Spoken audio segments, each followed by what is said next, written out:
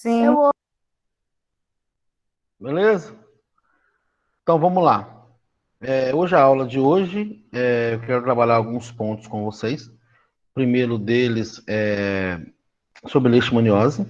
Então a gente tem discutido leishmaniose. Primeiro saber se vocês têm alguma dúvida, alguma coisa que vocês queiram clarear sobre leite. Tem alguma coisa?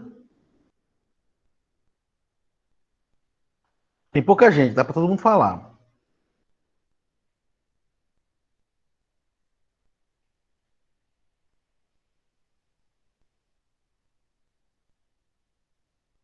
Então só antes de vocês perguntarem, falou nada, então vamos lá. Primeira coisa que eu quero que vocês entendam é que leishmaniose nós temos dois tipos, a visceral e a tegumentar. Dentro da tegumentar tem mais tipos, que tem a tegumentar de pele, né? Eu esqueci o nome, cara, olha que coisa. E tem a leishmaniose tegumentar, que ela pega a mucosa, né?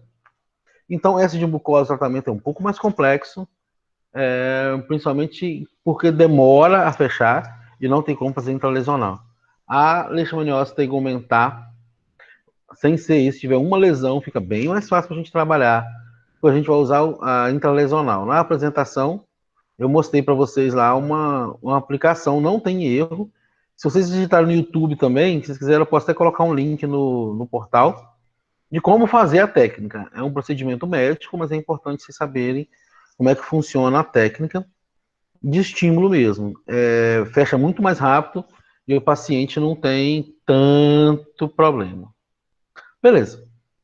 Em relação à leishmaniose Professor, visceral, oi. qual que é o tipo que é mais comum na nossa região?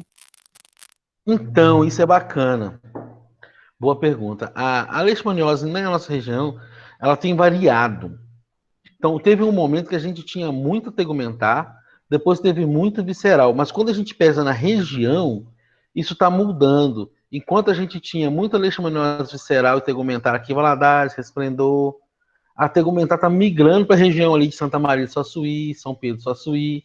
A gente está tendo mais casos lá do que aqui. Em contrapartida, a leishmaniose visceral ela ainda é presente em Valadares, Resplendor, Aimorés, Mantenas, a gente só tem em cão, a gente nunca teve humano. A gente teve o primeiro caso em Laranjeiras. A gente teve alguns casos em Tumiritinga, principalmente proximidade do Rio. Então a gente tem essas regiões e Itaiomê. Itaiomê já teve 3 casos. Ou mais. De cabeça que eu lembro de 3 pacientes, que eu lembro do rostinho desse, que tem uma criancinha dela. Que a criança teve recidiva. Então eu não vou esquecer. Então, são esses municípios que tem. O que aconteceu de diferente, é importante da pergunta de Helene, é que a nossa região tem experimentado uma relação inversa na visceral. A gente tem tido a ver decréscimo do número de casos e aumento da letalidade. Está matando mais. Acho que o ano passado ou 2018, que a gente teve 50% de letalidade, metade dos pacientes que tiveram morreram. É um número alarmante, né? E aí, pegando um gancho na pergunta de Helene, pegando na leishmaniose visceral, o que a gente tem que pensar na visceral é o seguinte: em Valadares, todo paciente que chega para você com febre e palpável, fígado palpável ou baço palpável, eu suspeito de leishmaniose visceral. Hoje está muito mais fácil que quando eu comecei, que a gente não tinha teste rápido. Hoje tem teste rápido, a gente faz na hora e resolve o problema. Antigamente, a gente colhia o material e a gente já entrava com o tratamento se a criança fosse jovem, rígido, a gente começava o tratamento e vice respondia. Hoje não, a gente só entra com o tratamento se tiver um exame laboratorial que a gente tem um teste rápido, né? Ficou bem mais fácil. Ok? Mais alguma dúvida? Não, só isso, Então obrigada. vamos lá. Agora uma outra parte que eu acho bacana, vocês estão vendo a ficha aí? Sim, Estão vendo, pessoal? Beleza. Isso é uma ficha de notificação. Todos os agravos que eu mostrei para vocês, cada um tem uma ficha. Eu vou colocar no portal uma pastinha escrito ficha de notificação. Vai ter várias, várias. Tem algumas que são novas, que talvez não estejam lá, mas você acha no site do Sinan. Eu vou colocar o linkzinho lá também para vocês encontrarem, tá? Mas eu já baixei, a gente já tem eles no download, então para facilitar a vida de vocês. Pensa que todos os agravos que a gente está falando até agora, hepatite, leishmaniose, ela tem uma ficha. Essa é de intoxicação exógena. Aqui, nesse computador que eu estou usando, só tem condição do trabalhador. Você vai colocar o município de notificação, todas essas partes aqui que não pode deixar de preencher. E aqui vem os dados complementares do caso. Algumas fichas têm mais páginas, tem mais de uma página. Essa aqui é uma delas. E aí, tem aqui, ó, todos os dados da exposição, o dado do atendimento com a paciente, que esqueceu o trabalhador. E aqui tem se foi confirmada, critério, se é laboratorial ou clínico epidemiológico, evolução do caso, data do óbito, se foi óbito, nem data do encerramento. Então, isso é importante que vocês preenchem. Eu quero que vocês prestem atenção no seguinte. No campo 54, aqui, ó. Via disposição. Se foi digestiva, eu vou aqui, ó, e coloco no primeira opção 1. E aí também foi cutânea. Eu coloco na segunda opção, se foi qual foi a primeira ou a segunda opção, coloco 2. Eu não marco X. A gente recebe muita ficha com X marcado. Então, por exemplo, tempo decorrido da exposição. Se foi 1 hora, no 58, eu coloco 0, 1. E aqui, ó, nesse quadradinho, eu coloco 1, que é 1 hora. Se é 1 dia, eu coloco 0, 1, 2, que é 1 dia. Entenderam? Então, esse aqui ele é sempre preenchido assim. E aí você vai colocar no campo observação, tem ficha que tem mais observação. No caso da leishmaniose tegumentar, tem uma característica na ficha que a gente não tem lá o campo para tratamento intralesional. O tratamento intralesional começou tem 2 anos, 3 anos. No último manual que ele veio, né? A gente já trabalhou um pouco antes do manual, mas que ele aparece no manual em 2017. Então a gente não tem esse campo lá. Então a gente coloca no campo observação o tamanho da lesão. Então a gente coloca lá, lesão de 3 centímetros, aspecto tal, tal, tal. No dia tal, início do tratamento intralesional. O tratamento intralesional é sempre 0, 15, 45 dias. Ah, professor, mas não fechou. Eu, particularmente, tenho aconselhado os nossos profissionais a fazer mais uma dose se não fechou. Alguns pacientes, eu ainda peço, mesmo se não fechou, não tentar sistêmico e fazer mais uma ainda. Então, eu vou fazer 0, 30, 45, 60, 75. Eu ainda acho melhor. Se a gente for um paciente idoso, porque eu entrar com sistêmica para ele, e normalmente as drogas sistêmicas são pesadas, mesmo a anfotericina, e a anfotericina requer internação. E aí o paciente não quer ficar internado, né? Então a opção melhor é essa. E também ninguém quer no sistema público de saúde mais gente internada, né? Beleza, pessoal? Outra coisa, mais dúvida de alguma doença, um agravo? Não? Então tá beleza. Então hoje vamos falar de tuberculose. E aí, sobre as fichas ainda, esqueci de falar aqui, sobre as fichas eu vou fazer um exercíciozinho. Normalmente eu fazia isso em sala de aula, colocar no portal o exercício e colocar para vocês preencherem ficha, acho que vai ser bacana. Aí eu vou pedir para vocês imprimirem a ficha, preencher e tirar a foto. Aí eu vou pedir para vocês preencherem na mão mesmo, que é um exercício para vocês pensarem, tá bom? Então, a tuberculose é uma doença muito importante, o Mycobacterium tuberculosis. Ela já atinge mais de 10 milhões de casos novos no mundo inteiro, 1 milhão de mortos, 558 mil casos de tuberculose resistente, que é um grande problema, que é a resistência antimicrobiana. A gente vê que é uma doença muito antiga, que ainda não foi erradicada, e pelo contrário, está sempre aí. E ele tem uma relação com a pobreza muito importante. Quando você olha o mapa, com exceção da Rússia, que não é um país tão pobre, e a China, que não é um país tão pobre, a Índia também vai caminhando, a gente vê que a pobreza acompanha esses países, né? Então, é uma doença relacionada, sim, às condições socioeconômicas, né?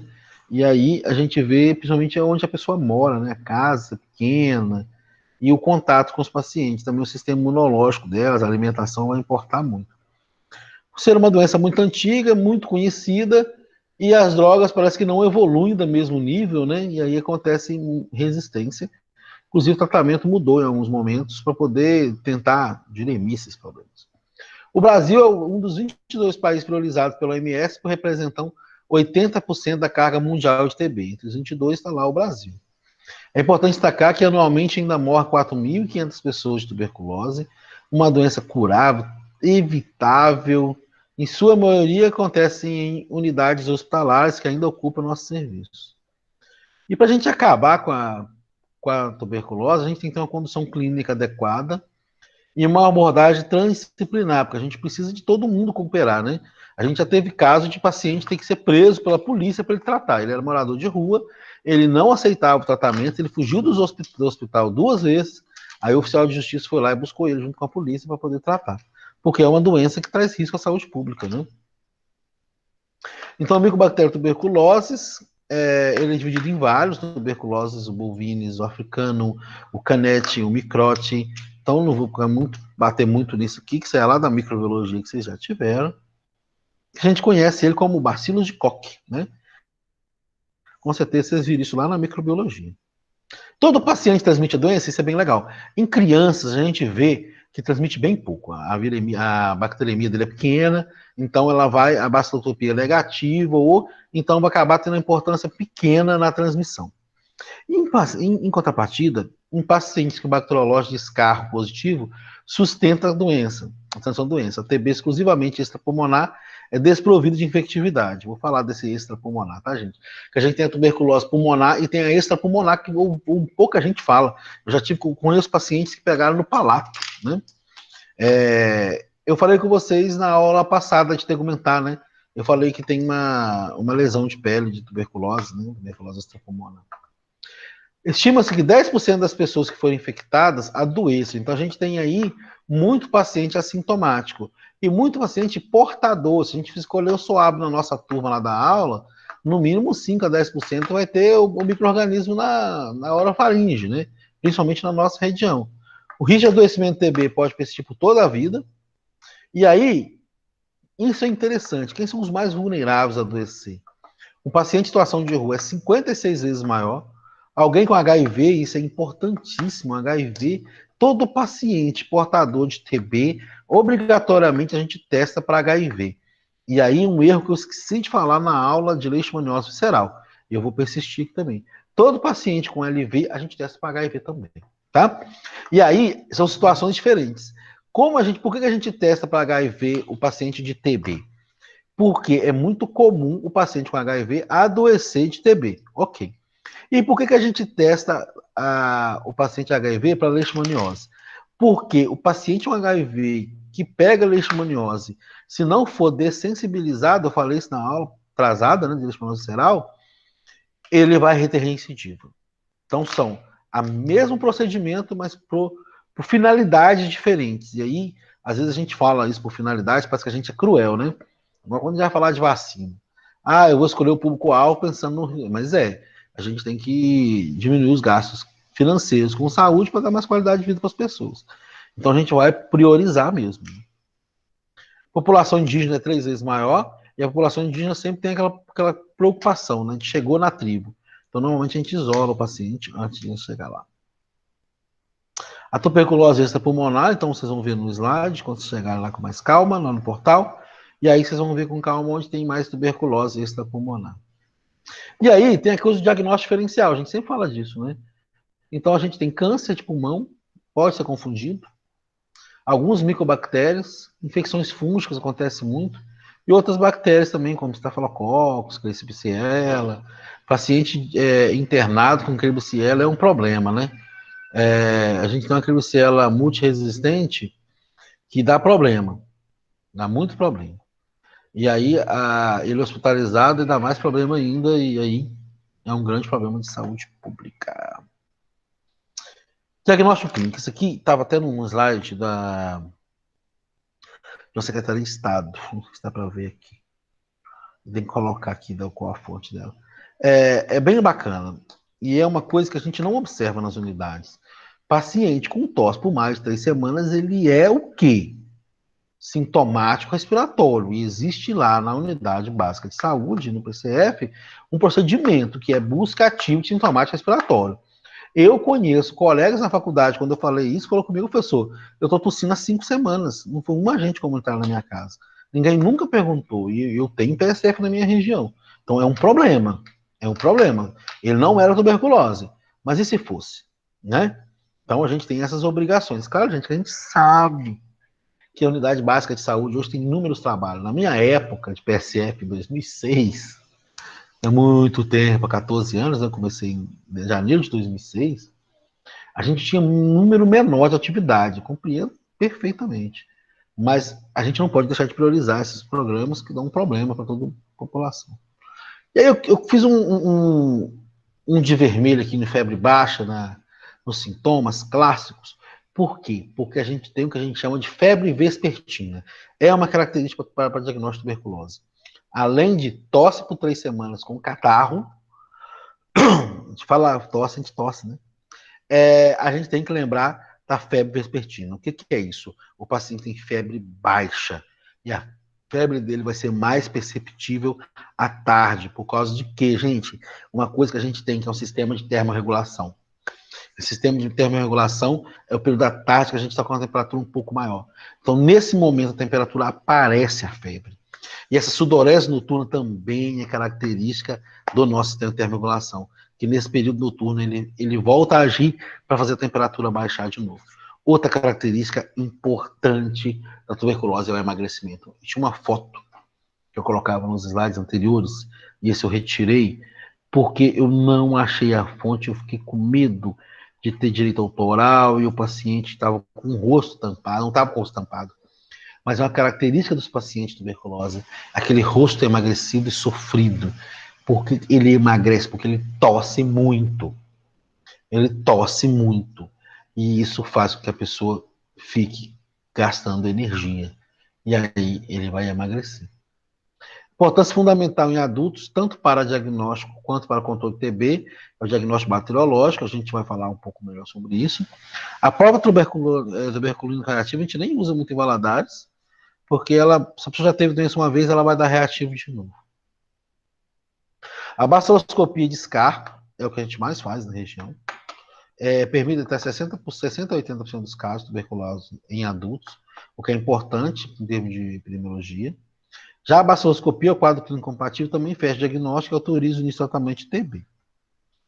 O teste rápido é uma novidade molecular, a gente teve aqui, ele é muito rápido, ele é muito preciso, a gente começou a usar aqui na região, isso tem melhorado demais a qualidade do nosso diagnóstico, ele é 90% em adultos, sendo superior à baciloscopia, e teste também detecta resistência à rifampicina, a sensibilidade dele para isso é de 95%, então a nossa vida melhora demais. O teste rápido não deve ser utilizado no diagnóstico caso de retratamento, então o paciente que abandonou reincidiva não precisa fazer, até por questão de economia. Né?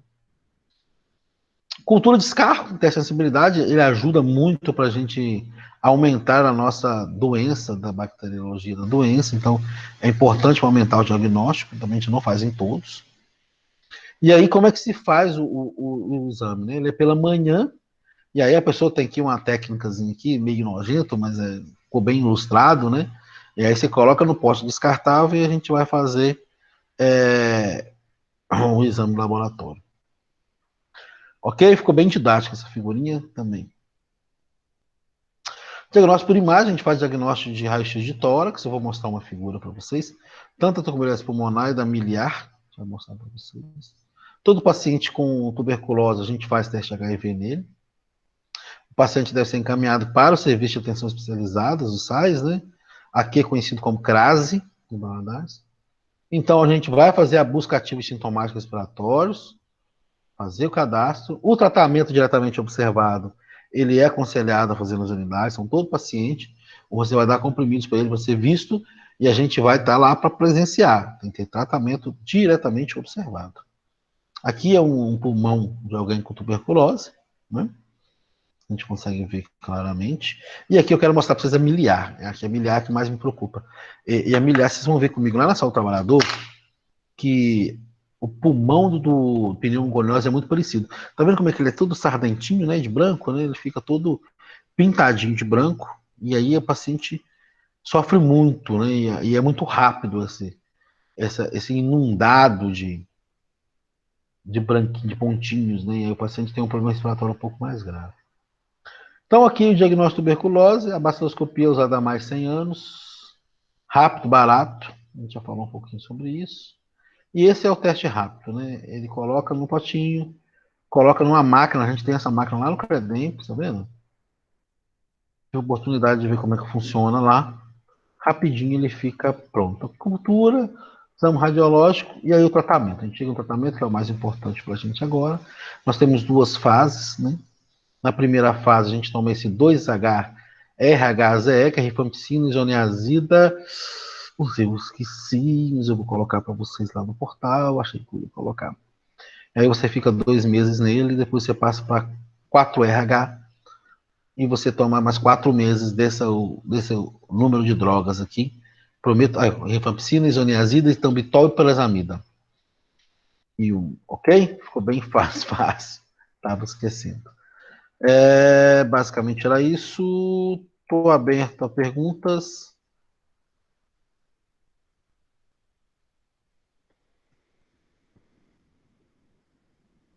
Professor, Oi. o tratamento é todo oferecido pelo SUS? Todo pelo SUS. E assim, a gente tem que buscar esses pacientes, tá? Porque quanto mais tratar, menor a contaminação. Então, não só é pelo SUS, também é principalmente pelo SUS. A gente tem que descobrir esses pacientes. E é isso que eu falei com vocês. Não está sendo feito como era antes. Antigamente a gente tinha muito isso, né? De ir fazer essa busca ativa. E hoje a gente percebe que as unidades elas pararam de fazer essa busca. E isso é um problema muito sério, né? Porque a gente está perdendo isso aos poucos.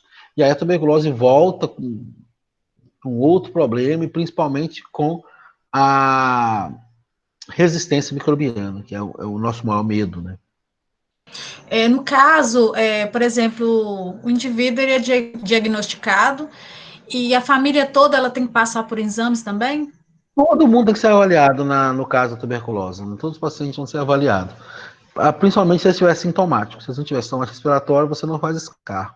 Mas todo mundo é avaliado. E aí tem alguns cuidados em casa, né? Como se fosse um distanciamento, né? Ou não compartilhar talheres, copo, para poder ter esse cuidado. Só que isso é um problema no Brasil, né? Comunidades muito pobres, eles moram muito conglomerados, né?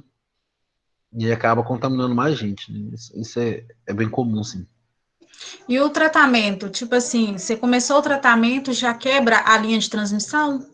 A linha de transmissão dele é quebrado rapidamente. Por isso que você toma aquela dose observada. Essa dose observada, ela de cara, ela já quebra a cadeia de transmissão. Foi boa pergunta.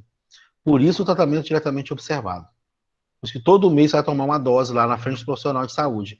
Porque essa dose garante que não tenha transmissão. Muito bom.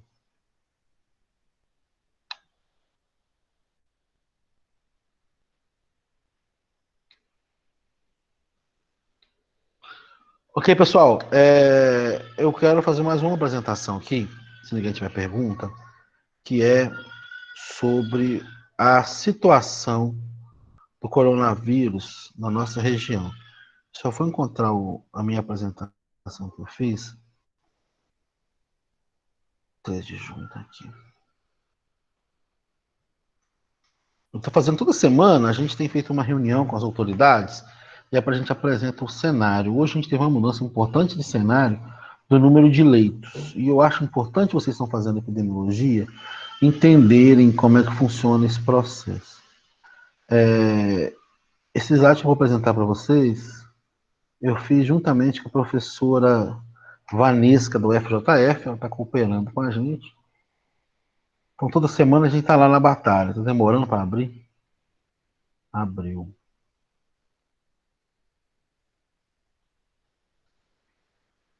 Então vamos lá. Não vai demorar muito, não, prometo, tá, gente? Então a gente tem aqui o cenário de PIB. Esse aqui são a turminha que faz com a gente. São muitos gráficos, tabelas, então a gente não faz sozinho, né? Esse Guilherme Ruela aqui não é o Guilherme Ruela, enfermeiro, não. Eu esqueci o nome do meu colega de trabalho, eu coloquei o sobrenome dele errado, ele quase me bateu. Vamos lá. Na terça-feira era esse quadro. A gente já mudou. Hoje a gente está na região. Eu vou mandar para vocês agora. Vou até mandar de uma vez. Covid.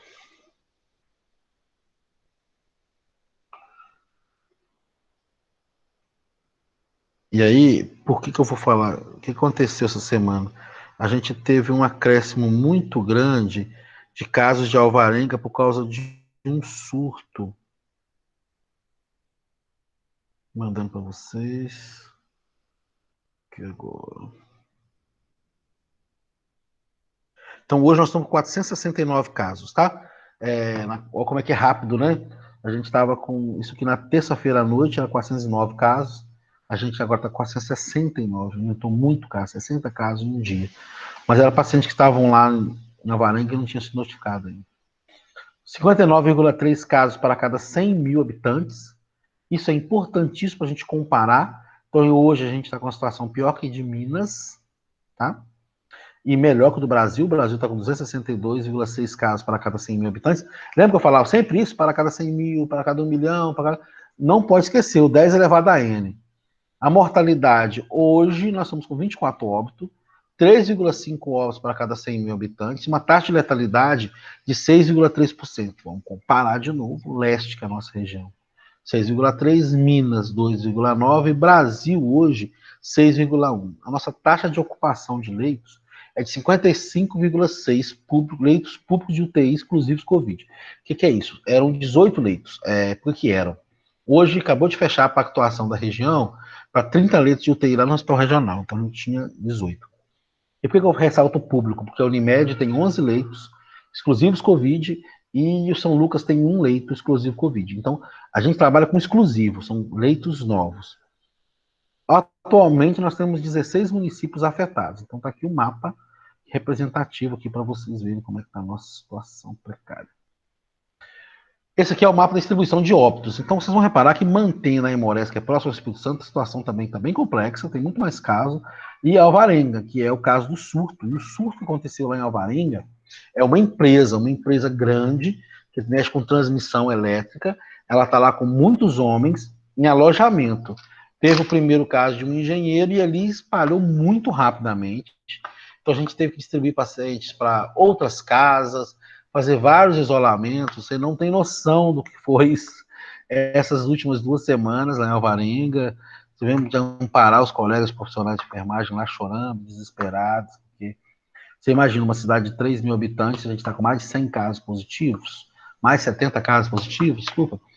Para eles é uma loucura, né? Teve óbito, teve paciente grave, 2 ou 3 pacientes graves. Então, é toda uma situação, inclusive para os profissionais. Então, óbito, a gente já tem óbito, 16 óbitos, já foi 17 em Valadares, 1 em São João da Piedade. Eu quero destacar esse caso. Em São João da Piedade tem 1 caso positivo e 1 óbito. Esse paciente, ele é caso importado, ele não pegou em São João da Piedade, ele estava em Belo Horizonte. Ele estava fazendo tratamento em Belo Horizonte, contraiu a doença, morreu lá, foi enterrado em São João da Piedade.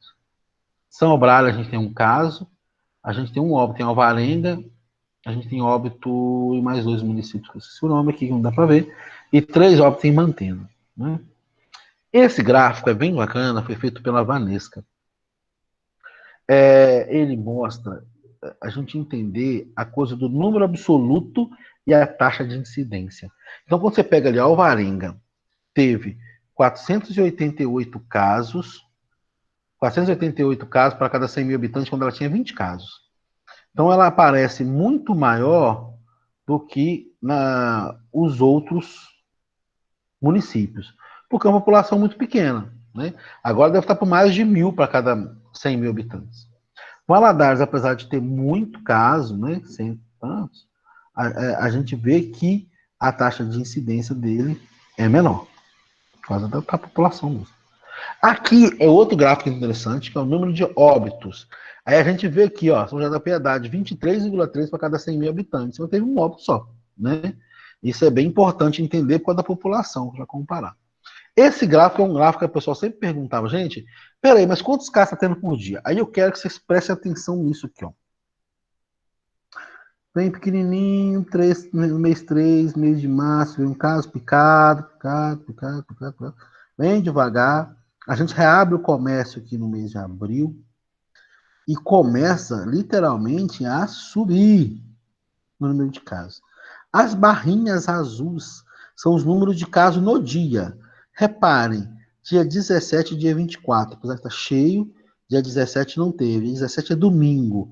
Dia 24 é domingo. Quando você vai para o site do Ministério da Saúde, o dia que eles têm menos óbitos, por exemplo, era o dia de segunda-feira, por causa do delay da informação. Então, o óbito que acontece no domingo, ele não é notificado no domingo, é notificado na segunda. Então, ele chega para o Ministério da Saúde só na terça, porque tem que ir do município para onde eu trabalho para o nível central, do nível central para o Ministério.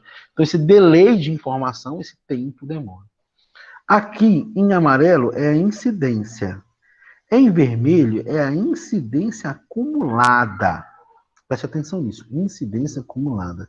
Eu vou pegando o caso desde o dia 25/3 até no dia 28/5 e somo e faço a conta. Ok? Em azul é diário. Em amarelo também diário. Naquele dia a incidência foi tal. A gente tem aqui, e aí tem que pensar no seguinte, que a gente tem uns meses aqui de pouquíssimos casos, né? Depois isso vai piorar muito que o número de casos está aumentando. Então a gente tem uma média de 6,8 casos por dia na nossa região. Esse gráfico, talvez vocês não vão conseguir ver agora, mas eu vou postar ele no portal. Além dele ter a incidência, ele tem uma linha do tempo, é bem bacana. Então ele você começa a mostrar, ó, o dia que a OMS declarou emergência de saúde pública, o primeiro confirmado no Brasil, o OMS declara a transmissão Brasil local. Aqui, ó, o primeiro caso de Valadares em março, os primeiros óbitos notificados aqui no meio de abril, entre 8, 9 e 10 de abril, de Valadares, o óbito, e aí vem as notificações. São marcos temporais importantes. Esse gráfico eu tinha que apresentar para vocês, que também foi feito pela Valesca. Ele mostra muito daquilo que a gente faz todos os dias no nosso trabalho, de falar na aula para vocês, que é o quê? Número, que é fazer a conta. Só recebendo um e-mail aqui, pela rapidinho. Acho que entendi. Então a gente vê aqui, ó, incidência acumulada de azul, letalidade acumulada de amarelo, mortalidade acumulada de vermelho. Preste atenção. A incidência aumenta, a letalidade abaixa. Por quê?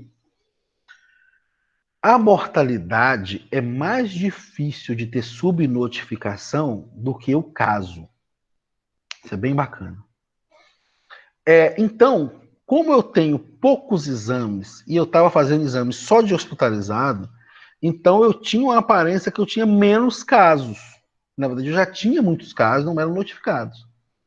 Quando chega por volta do mês de maio, de abril, maio, a gente começa a receber teste rápido. Então a gente começa a disponibilizar para testar segurança, saúde, paciente acima de 60 anos. Agora, esse mês, vem uma nota nova, a nota técnica do Ministério da Saúde, autorizando para fazer população economicamente ativa sintomática. Então, a gente tem mais um público. Então, mais pessoas serão notificadas a partir de agora. Claro que a gente tem um número limitado de exames. Isso é uma coisa importante, eu vou colocar no grupo de vocês. Como a gente testa pouco. Minas Gerais é um dos estados que menos testa. Para você ter uma ideia, a gente testou Minas Gerais a metade que o Espírito Santo testou. E a nossa população é muito mais que o dobro do Espírito Santo. Esse aqui é um reflexo da taxa de ocupação diária de leitos. Então já chegou aqui a pico de 73% de ocupação, caiu para 55%. Agora a gente vai cair isso lá embaixo, porque a gente vai colocar mais 12 leitos, né? 12 leitos a mais dá uma diferença enorme para a gente, graças a Deus, né? Esse gráfico é um dos gráficos, para mim, mais importantes. Lembra que eu falei da subnotificação? Então tá. Esse número de hospitalizações por síndrome respiratória aguda grave, SRAG, ele acontece sempre. Sempre acontece essa notificação. Chama síndrome respiratória aguda grave. Aí entra influenza A, influenza B, entra aí também Covid, outros vírus respiratórios. Então a gente tem que fazer série histórica. Esse aqui são só de 2 anos. Quem está fazendo esse slide aqui é a Secretaria de Estado da Saúde mesmo, lá no nível central. Então esse é de Minas. Reparem, nós estamos com um incremento de 663%. Tem 6 vezes mais internação do que o ano passado. Reparem. Então, tem algo aí. Tem algo aí. Então, existe subnotificação? Provavelmente. Provavelmente. Existe exame que foi feito fora de tempo? Provavelmente. No slide de Covid que eu mandei para vocês, mostra lá. Eu tenho que fazer o PCR, principalmente no 5º dia e no máximo no 6º, 7º dia. Senão ele vai dar falso negativo. Se eu fazer o teste rápido antes do 7º dia, do 8º dia, desculpa, ele vai dar falso negativo. E profissional de saúde, a gente tem orientado que faça, mesmo depois do 8º, se ele tiver sintomático, ainda não faça o exame. Espera 72 horas de acabar os sintomas para fazer o exame, que é o quê? Soro converter, porque o teste rápido e o teste laboratório, isso é um problema que está acontecendo demais. As pessoas estão fazendo os exames sem esperar o dia. E aí dá um falso negativo, a impressão que não tem essa doença. Né? Para o laboratório, exige que faça, se pagam, fazem. Né? Então, dá uma impressão menor. Só lembro que nesse caso, que a semana 21, que caiu muito, é porque nós estamos nela, né? Nem acabou a semana ainda, então acontece. Nós temos aqui o perfil dos casos confirmados, então aqui 50% deles são masculinos, faixa etária média é de 46 e a mediana é 45 anos. O limite inferior, o limite superior, inferior 1 ano, superior a 92. É importante destacar isso, viu, gente? Que são os limites que interferem na média. Mas aqui não tem muita diferença, que a média e a mediana são muito próximas, né? O risco relativo. Esse risco relativo é uma coisa que a gente não estudou, de cálculo, é um pouco mais complexo, mas se vocês quiserem, a gente pode fazer um linkzinho de uma atividade para tratar de risco relativo. É uma continha que a gente faz, e a gente sabe que nem em Valadares é 2 vezes, um pouco mais, quase 3 vezes mais risco de morrer se você for do sexo masculino. E 8, quase, praticamente 9 vezes mais a chance de você morrer se você tem mais de 50 anos por Covid. É uma característica importante. Né? Esse aqui, ele vai mostrar as comorbidades. Vocês param no slide de ver. Quem tem uma, quem tem 2, quem tem 3 comorbidades, tá? E aí é um dado importante que se você tiver alguma comorbidade, como eu, tenho hipertensão e obesidade, tenho 2, eu tô aqui, se eu tivesse doente, nos 18% que tem 2 comorbidades. O risco de morrer é 12 vezes maior, né? Então, morre-se muito mais. Esse N aqui, tá vendo? N137 e N75. O que acontece? Muitas fichas estão vindo incompletas, a gente chama de incompletude do dado. Então, de todos aqueles casos, só 75 preencheram o campo se foi internado, entendeu? Deles, 27 pacientes foram internados e dos 27%, 41 foram para UTI. E ainda temos 39 pacientes que estão internados. Então, o diagnóstico foi 92% foi laboratorial, alguns clínicos epidemiológicos bem pequenos, e todos os óbitos foram para o diagnóstico laboratorial. Então, os óbitos, eles são confirmados, e aqui tem destaque para Valadares, né, que tem a maioria dos óbitos. Conselheiro Pena teve 2 casos, um óbito, então a letalidade ficou grande, com 50%. E São João da Piedade, um caso, um óbito, né. 100% dos óbitos passaram para o hospital e 76,5% passaram pela UTI. Importante. Análise estatística segundo idade, a gente vê aqui, vocês vão olhar lá no slide depois e dar uma olhada. Presença de comorbidade, 88% dos pacientes tinham comorbidade, que foram a óbito, e isso é um dado importantíssimo. Quando se compara com os que não morreram, né? Então, é um fator importante. 60% dos que morreram tinham hipertensão, 60% tinham diabetes. E por que dá mais de 100% aí, gente? Porque tem paciente que tem hipertensão e diabetes, né? Nós somos. Basicamente era isso. Vou colocar no portal também como um extra, tá? Professor, Oi. Essa alta incidência em Governador Valadares pode ser também devido porque Valadares atende outros municípios no hospital, ou assim, esses dados é somente aqui de Valadares, os moradores aqui de Valadares? Os meus dados que vocês vão observar é que são de todos os municípios. E aí tem diagnosticado em Valadares e fora de Valadares também. Ah, sim. E outra coisa também que você sabe que notícia fake que mais tem no Facebook, né? Uhum. Hoje eles mostraram um container frigorífico, isso é verdade? É verdade. O Renato, realmente, Renato, é um aumento absurdo, né? E a gente espera-se que controle, mas provavelmente não. Esse dia eu estava tentando ter pensamento positivo, né, numa reunião, o pessoal, Luiz, mas seu conhecimento você acha que vai ter? Não, não tem. E o frigorífico tem, só que não precisa ter pânico. Essa questão frigorífica, ela tem uma importância, porque você não pode ficar misturando o paciente que foi a óbito por Covid para o outro, até porque o paciente que foi a óbito de Covid não tem velório, o outro tem. Então, se a gente acaba misturando, a transmissão tem que ser próxima, né? Mas você acaba manuseando um paciente para o outro e passa o micro-organismo e pode passar lá. Apesar que o risco eu acho que é bem pequeno, você precisa estar conversando para passar, né? Mas você não pode expor a população esse risco, então colocar naquele container lá. E o container é assustador, né? Porque ele é o tamanho de uma carreta, né? Eu não cheguei perto, né? Porque eu estou em home office, eu sou hipertenso e obeso, né? Estou trabalhando muito, mas em casa, poucas vezes eu saí, só para reunião mesmo e para problemas mais graves, que a gente acaba indo visitar uma coisa ou outra. Mas ele parece que está mandando uma carreta, né? Eu acho que cabe mais É 100 pacientes lá enorme. dentro. Pelo que É eu vi, é enorme, né? muito grande. Provavelmente não vai usar aquilo tudo, não, tá? Mas eu espero, né? Imagina você ter 100 corpos lá parados, né? A gente não vai ter isso tudo lá, não, mas realmente foi um fato importante, mas claro que causa um medo, né? E é verdade, é real. Professor, e como que acontece, no caso, Mais as uma questão, pessoal? notificações? Porque Oi. eu tinha ouvido falar, por exemplo, se uma pessoa que é cadastrada em Governador Valadares mora em Belo Horizonte, no caso, o óbito dessa pessoa, ele é notificado para Governador Valadares? Essa pergunta sua é boa, e essa pergunta sua me dá um link para todas as outras doenças, principalmente na leishmaniose. Então, vocês vão dar uma pausa aqui que eu vou estar mudando de assunto, mas não estou mudando não, viu, Gelene? Por causa da sua pergunta. Toda doença, a gente tem município de notificação e município de residência. Na ficha de notificação tem isso. No caso da leishmaniose, a gente tem um campo lá que é local provável da infecção, LPI.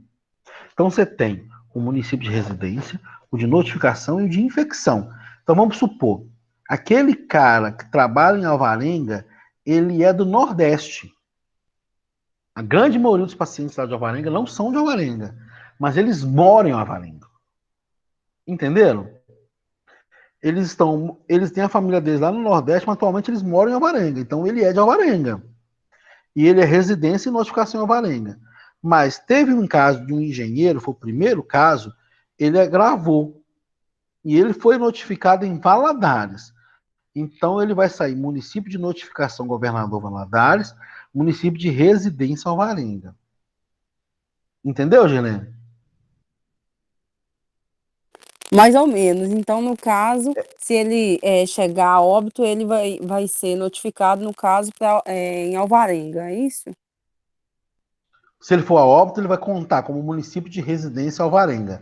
Mas vai depender de como é que você pede o relatório. Por isso que é importante, na hora de mostrar o gráfico, você ler se está escrito residente.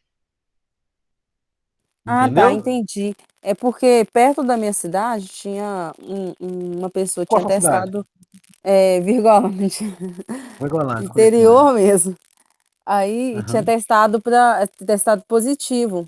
Só que aí depois eles soltaram, a prefeitura soltou uma nota falando que não era isso, que a pessoa não residia na cidade. Aí aquela história toda, mas eu É porque acreditei. foi pro médico, né? O paciente era médico. E ele trabalhava na cidade. Não, mas Entendeu? no caso, esse caso não É foi outro em caso. Virgolândia, não. Foi em Narcipe Raidan. Acho que você É sabe esse até onde é. caso. É Eu esse? conheço esse caso. É É um porque profissional de saúde. foi E um aí em ele Narcipe e um em Coroaci.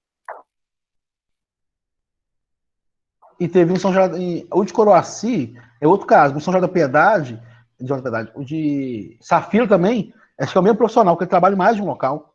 Entendeu? Ah, sim, Mas é bem entendi. isso. Entendeu? Por exemplo, um de Coroaci era um médico. E ele morava em Valadares, ele atendia em Coroaci.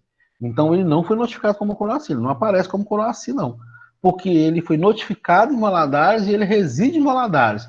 Ele vai lá 2 semanas atender, então ele não entra como residente de Coroaci, não, entendeu? A sua pergunta é muito boa, muito boa.